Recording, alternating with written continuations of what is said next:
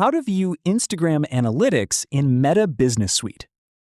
If you want to track your Instagram account's performance, this video will show you how to view Instagram analytics in Meta Business Suite. First, open Meta Business Suite and sign in to your Meta account.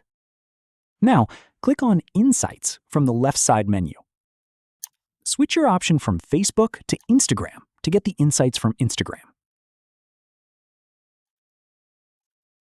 Here, you can view important analytics such as reach, engagement, content performance, audience, and followers for your connected Instagram account. Use the date filter at the top to view analytics for a specific period of time. Since I just started my business portfolio, I couldn't show you my past analytics data. These insights can help you understand your audience and improve your future Instagram posts. That's how you can view Instagram analytics in Meta Business Suite. If you found this video informative, click on like, share, and subscribe for more videos.